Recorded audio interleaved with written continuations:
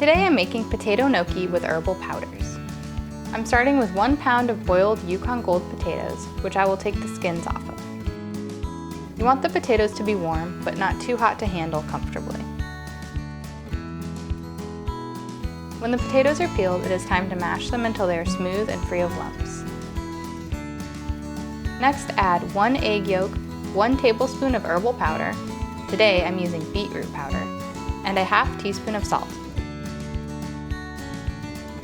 And then mix until fully blended.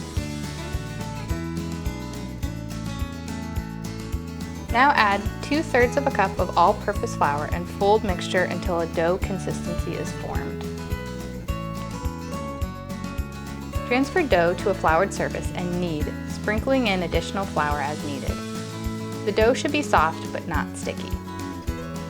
Form the dough into a round and divide it into 4 equal pieces to make it easier to work with.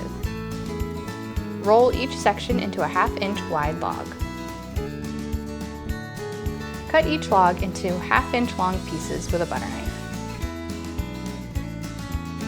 Gnocchi can be cooked in this shape, but for a little extra flair, I decided to lightly roll each piece and then use a fork to create some texture, like so.